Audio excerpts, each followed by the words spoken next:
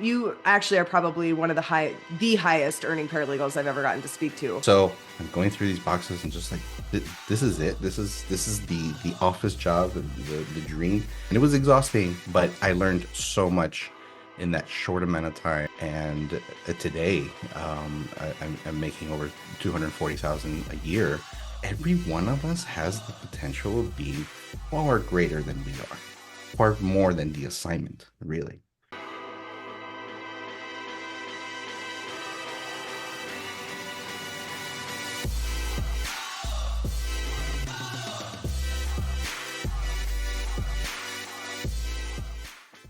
Kelby, I'm so very excited to finally have you on my podcast. I've been following you on TikTok for quite some time now. I watch every one of your videos, comes up on my friends page, and I sit there and I scroll them all because you drop so much value.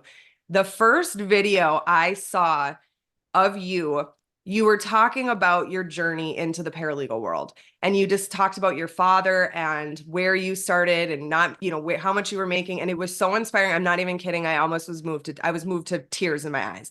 And so I want to start there with this episode. I want you to retell that story because it truly is inspiring. And a lot of people ended up finding me on TikTok because of that one specific video. And I was just answering a question, to be honest. Yeah. But it started with the idea, someone had asked the question, is it possible to make 100,000 in this field? And I reflected on the fact that when I started, I was at 33,000 a year. It wasn't a lot of money. And I thought, well, this is just the next thing before I go to law school. I'm just going to pick up as many hours as I can because law school was the ultimate dream. And that's what I really wanted. And my dream was really inspired because my father was an attorney.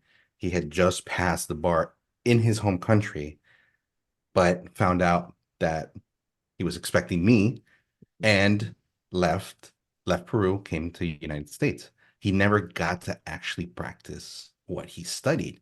And that to me really inspired me because I thought, what is it about law that he really loved or he missed out on? And when I was growing up, he was a janitor. Right now he's retired, but he was a janitor, and he was a janitor at buildings that had major law firms. So as a kid, I would go with him. I would sometimes, I'd do my homework, and he would pass around with the trash can bucket and go up and down. But occasionally there was no one on the floor, so he'd let me sort of walk around with him, and I would see these massive offices. And then back then, you'd had the nice mahogany woods and these long offices, and they were just so impressive. And I was like, what does someone have to do to make it in this office? From my perspective, I really thought, okay, well, my parents combined were making 55,000 a year. We were not anywhere near um in a good place. I mean, that wasn't a lot of money back then. It just became one of those ideas, those dreams. I was like, what is it like? I had finished college. I met a recruiter. He was a temping agency. And we walked around this firm. It was called Rogers and Wells at the time. We walked around this firm, and he said that he was placing people at this firm. And he looked at me and he said, you're going to be $100,000 man one day. And sorry, I was inspired. Coming from my background, I was like, that's not possible. You know, I was destined, to pick up trash. I'm thankful to that man who believed in me. And then he said, why don't you come help us out? Why don't you temp somewhere? And I thought, sure, why not? Show me what you got. Show me what I need to do. So we went around. He showed me a whole bunch of boxes, and he made it sound simple. Why would this job pay so much money if it was really simple? And the assignment was I was put in a room, whole bunch of boxes everywhere, just massive boxes everywhere. And the assignment was we need to go through every single piece of paper and look for the word confidential. Yeah. This is back before things are being scanned, but look for the word confidential. So I'm going through these boxes and just like, this is it. This is the office job, the dream. And the first time I get my first paycheck, I was probably making like 400 a week or something like that. Not that much money. It made me realize that wasn't so much about the work. It was about the efficiency, the work ethic. The work really took a lot of time. And I always wondered why, because a lot of times you would get an assignment, you wouldn't know why are we doing this the way we are. Now I reflect and I think, well, we should have scanned all the boxes, put it in an e-discovery platform, and then you automatically tag all the words that say confidential. Now, of course, now I know. But it would always make me like, why do we do things this way? Which then made me realize like every one of us has the potential of being far greater than we are, far more than the assignment, really, because I gained experience. That's one of the things that some people don't realize. I was in college, I had no experience, and I spent a year looking around. Nobody wanted to hire me, from temping to then making connections, making a good impression. Those people then said, "Hey, I know this law firm, White and Case, who's actually looking," and then they referred me. They gave me a recommendation as a temp. Gave me a recommendation, and then that was my first sort of foot in the door in big law. I didn't realize what White and Case was. I mean, it was massive, top 10 firm. The first day I started there, it was sort of the same thing. I go through a whole floor of boxes and they're talking about antitrust and discovery, and they're looking for certain documents, and they're all manually stamping things. This is back in the day Yep. before you did it electronic, but you put a stamp on it, and they had 10 copies of every document. So they have a lot of organizations, and the person managing all of it was a temp. And I realized, like, there's so many firms that are not organized, don't see what's going to happen, don't foresee the work. And first day on the job, I'm like, how can I help? I've done stuff like this before. And my father was still working as a janitor in the building next door at a place like White and Case. The hours were endless. They were just like, as much as you can do, as much as you can, and if my father can work from, you know, 7 a.m. to 11 p.m., then so should I. I put my work into it. I got onto these antitrust cases. It went into a 6-month trial. It was intense, but in those first 3 months, my manager had already put me in charge of a lot of things because I decided to take initiative. It is really scary for a lot of people who don't have experience to put their neck out on the line and say, "Hey, I've got it. I can do this. Give me a chance." But you really have to say it. That's really how I ended up getting started, is realizing that if my father could do it, um, so should I. And the more I did, the more they would give me. And it was just, I guess that was maybe a toxic trait that I should have been careful with. But at the time, I was just like, well, I have nothing to lose. I got bills to pay, Yeah. and they're giving me as much as I can. So I'm going to take on as much as I can. And it was exhausting, but I learned so much in that short amount of time by putting myself out there. And today, I'm making over 240,000 a year, which is different and completely not what I envisioned. But with one jump after another jump, and next opportunity, and realizing that connections were more important than the work product. How does that attorney feel about your work? Did they trust you? Did they feel taken care of? Did they feel like you were part of that team? I always like to, I don't even know that I need to give a disclaimer to my listeners. Why? Because I'm so branded in the freelance space, right? So when I bring paralegals in that maybe aren't freelancing, or I just talked with an attorney earlier today to bring on the podcast, I always have to give a why. And everything you just said is my why. And I want to summarize that really quick for the people listening in your story, Kelby, and what my listeners maybe aren't picking up on. When you got into your firms, it was like from day one, you immediately looked at bigger pictures where you can improve the firm overall. And that is what we call an entrepreneur. And that is why you've been able to truly at the core, obviously there's so many skills that you have, the skill sets as a paralegal and your experience and your knowledge and your niche industry that you're serving. But truly, paralegals that don't take the path of entrepreneurship have to take a path of intrapreneurship in order to reach this salary of $240,000 a year, right? Because like you just said, it's not necessarily just the paper pushing, the work product for your attorneys, for your firm. It's your overall contribution to the success of the firm's continued growth, efficiencies, and whatnot. And too many paralegals, and I hate calling them out, but too many paralegals look at their 9 to 5 like a 9 to 5. I'm not saying go and work and not get paid. Don't come after me. I know people get so mad when this conversation comes up.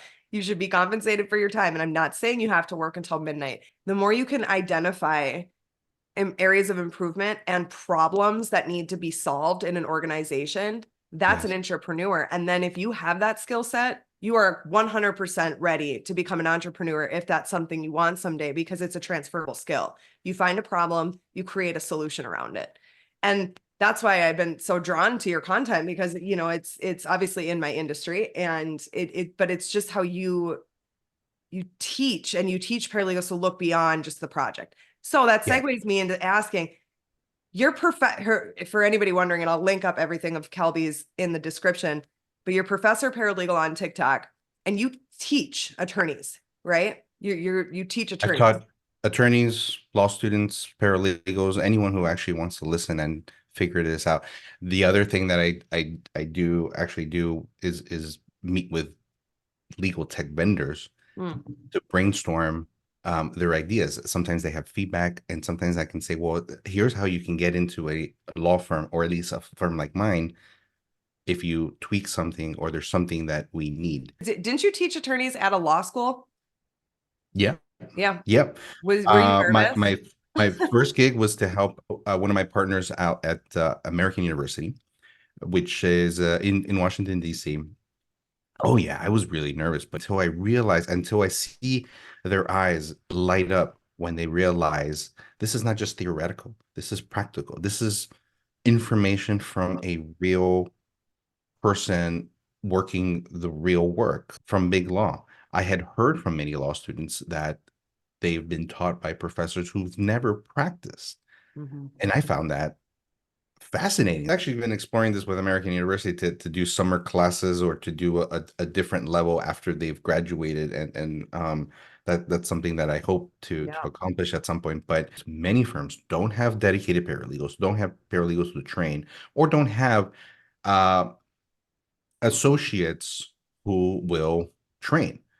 Right. They'll have train associates who will give you feedback, which is a lot of nasty notes in red pen, and tell you that, you know, where did you go to school, something like that. And that can be really incredibly toxic. But those associates, the way many firms are developed and created, they're not consistent. And what I mean is that first year associate only has 1 year of knowing how to be a first year associate. Yep. That information has been completely lost the moment that they promote, because now their duties are different. By the time they're a senior associate, they've only had that 1 year knowing what it's like to be a senior associate, which means that who is training the first years or the second years or the third years? Wow. Yeah. That's also a problem. Yeah. Yeah. I never thought of it like that. So then it means that the paralegal, who is the only one who's sort of consistent with the practices, how they work, what a first year is expected to do, what a third year is expected to do, right? How they train, how they set up, how they distribute assignments. All of that information keeps getting relearned and relearned at every firm, and it's incredibly inefficient. That's when I realized, like, well, the paralegal, again, anyone who's out there, paralegal has so much more value and potential than they know, because they have that capability of capturing that information. And that's why I'm on such a true mission. And I swear I'm going to have you convinced at some point to go off and build something, a business of some sort, because I was a paralegal. I was not an amazing paralegal. I didn't have the amazing stories that most of the paralegals that come on this podcast have. as I got into the staffing space and I found a passion for helping law firms grow in their staffing, specifically in their staffing, is what I found is that the paralegal is worth more than, I mean, we're barely covering the surface. And as you know, the ABA had finally given the distinction, we're still decades behind on where we should be in the recognition of the potential in the paralegal. And I'm not just sitting here like, give us credit because we deserve it. What I'm here to tell attorneys and law firms is if you don't recognize that paralegals grow law firm, you are stifling your growth by probably 10x. Like you could have grown so much faster with the right paralegals in place, the right training programs in place. Because I'm actually speaking at the Law Firm Growth Summit here in May, and my topic is Paralegals Grow Law Firms. That's what I titled it. Paralegals Grow Law Firms. If you want a paralegal to grow your business, to work with the team, then you have to treat them like that. And give paralegals training.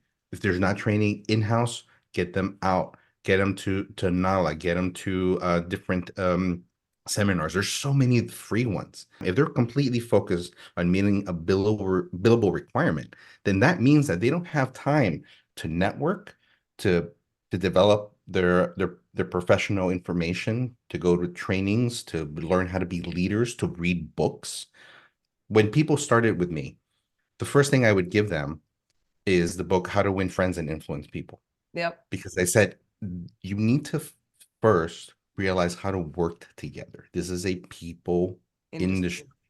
Yeah. And educational and experience gaps, and that going to college and paralegals not being able to get that entry level position because when they went to their certificate program or their bachelor's or whatever, they didn't truly teach them what they needed to know to come in to be paralegals. And there's this huge gap. More and more paralegals that have experience in their practice area need to be making courses. You have so much knowledge. Like you're thank you. Brilliant. I mean, you start talking about international arbitration and I'm like, oh my God, see, this is why I stopped being a paralegal because I feel so intimidated by the experience out there. It's a dream. I too would love to have horses in my backyard. Yeah. I think it's awesome. It's a Careful dream. what you wish for on that though. I promise you. Yeah. It really there's so many opportunities. And I think that's one of I think the magic of TikTok and networking and even LinkedIn. There are many people who are trying to make a difference. And I think that's great. I think that we've evolved as human beings in the online space to be able to start figuring out a way for more paralegals to step into owning what they know and offering that out. And course creation, like I'm doing it now, obviously with my freelance space, game changer, because it's one of those things that I launch it a couple times a year and some people can put it, on an evergreen where it's always open. And then your only job, once it's there, is to give free content to people and help your industry and funnel them to your course. Like that's the beauty of it, is that 98% of what I do is free. My podcast, my YouTube, my webinars, my TikTok, everything, my blogs. That's what I do 98% of the time. I'm still helping the greater mass of paralegals wanting to go in the freelance space, but those that are really ready and really ready to take it serious, they have more like next step. And that is even, for paralegals like yourself in international arbitration, or paralegals in litigation, wherever you can reach a bigger audience through your free content. But then those that are really ready to take advantage of what you have to offer and elevate their career and start changing this industry and the standard of it, I think it's going to be a huge wave and it's going to be incredible. You bring an excellent point, because sometimes when things are just free or available, we don't take advantage of them. No. There's so much out there. One of the questions I get a lot is, how do I get to network? How do I get to meet people? How do I get to be in partners' faces? It's like you realize it's free. It's not hard. You go on a website, any law association has tons of events. Firms have tons of events. They want people to be there. Right. And you get that free chance to go and do it. It's just that what really drives and pushes people to take that extra step. I ended up getting asked to do a course on international arbitration for NALA. Okay.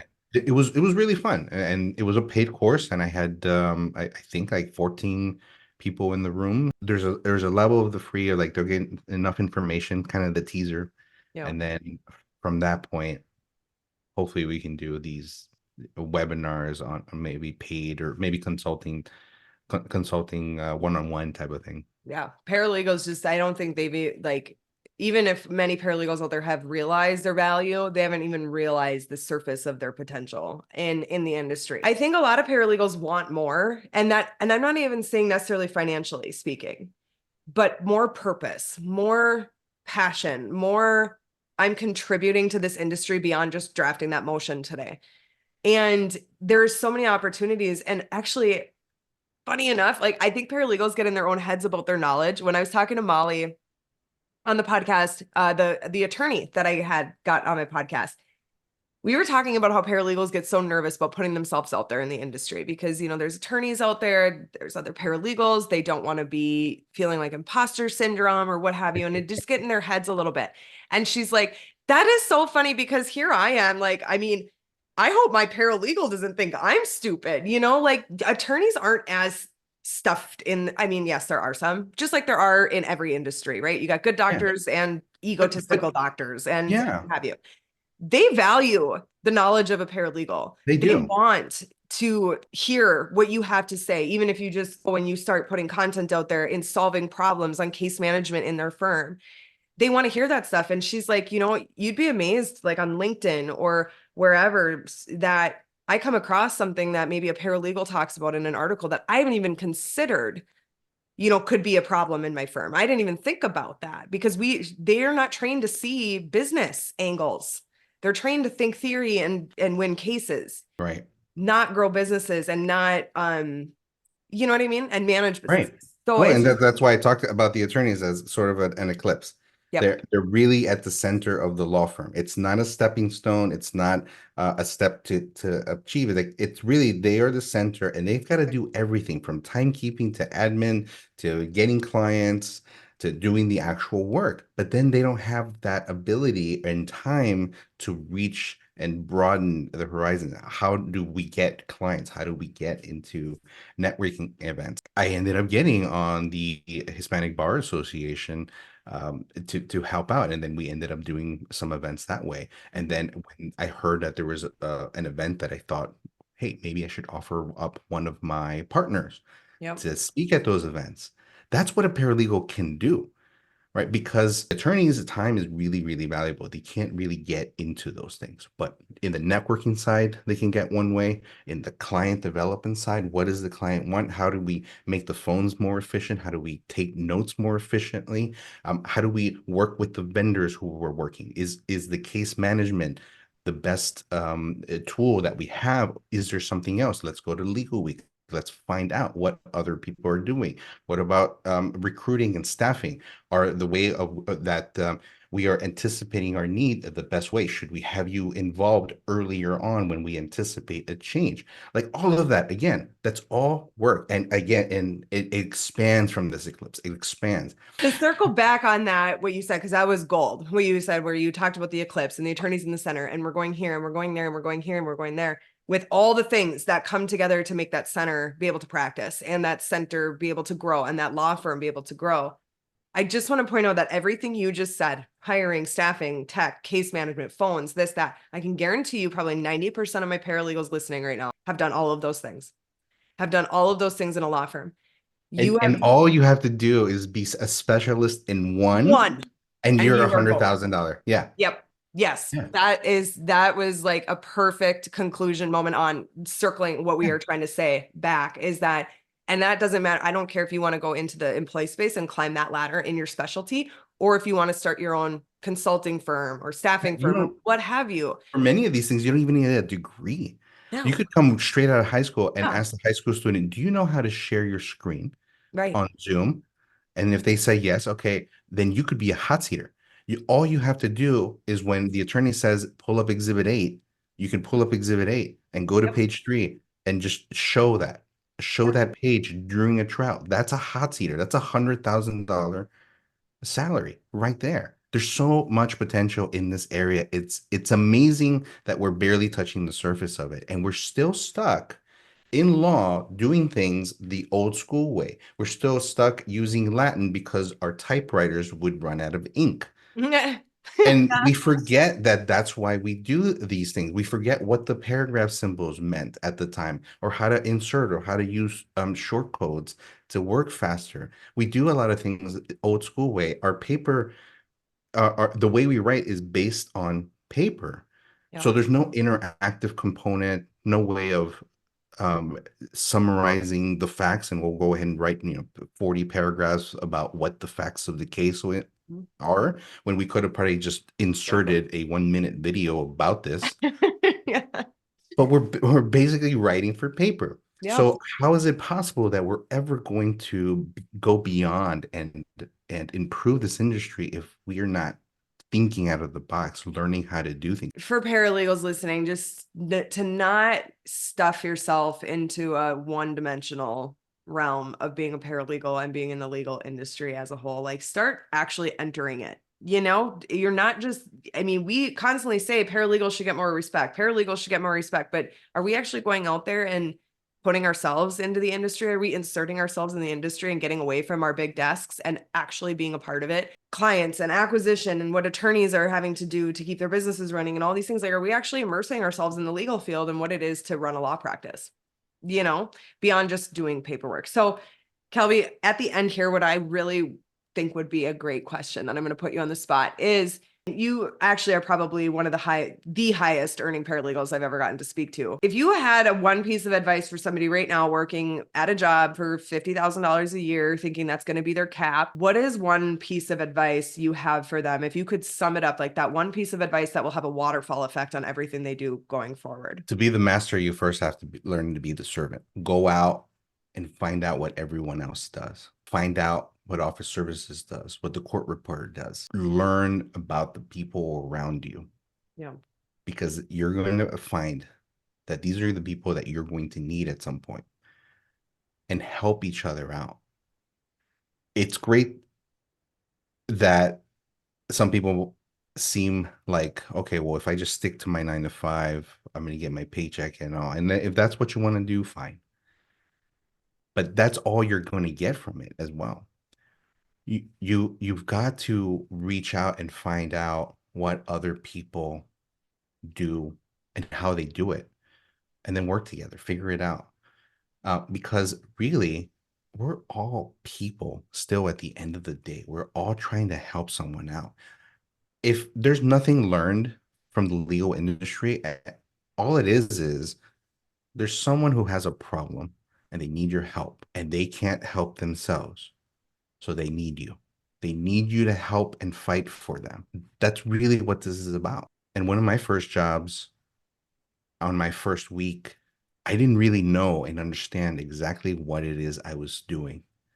So all I would have to do is start to watch people. When you know people, when you learn from them, when you reach out to them, get to know how they do things, it really makes a difference. I know that I need to have something formatted a certain way before it can go to the print shop. They don't want to reformat it in Excel. They need you to have it formatted for them in PDF before they go ahead and try to blow it up and put it in some kind of demonstrative. Spend some time in the copy room, figure out what they do. Spend some time learning what the court reporter does. See why it takes as long as it does, what it is that you can ask and does it makes it go better. Like, there's all this stuff that needs to be learned, and it is really not the attorney's job to learn it all. So Right. on day one, anyone who's out there, I'd say listen up, pay attention, and just get to know as many people as you can In the industry. in the industry.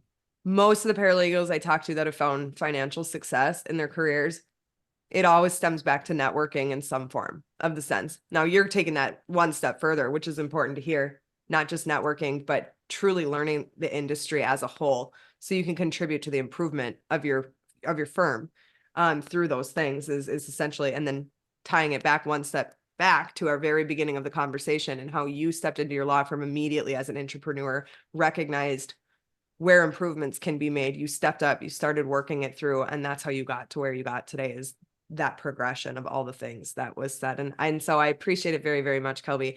I'm going to link up everything I have on you, your LinkedIn, your TikTok, or otherwise search at Professor Paralegal and you will find Kelby. He posts really great content and definitely a paralegal to follow. I say anyone who is listening and anyone who is just even thinking about going into the legal industry or even thinking about becoming an attorney, like feel free to reach out. Yeah. I have never seen any paralegal thrown out of a networking event because they didn't belong. I've never, I think out of my 23 years in the industry, I've never been told, no, I don't want coffee with you. Right. All you got to do is connect. Y'all, you just have to ask. Right. Just find out and just absorb this information. Just absorb it. It really, there's so much out there and people just do not take the time to learn it because they think that the way to the dream is a different way. Absolutely. Well, thank you so very much, Kelby, for joining me today. And I know it was very beneficial for our listeners. Of course, I'm happy to talk to you, and hopefully I'll get to hear more about other people that are out there doing great things.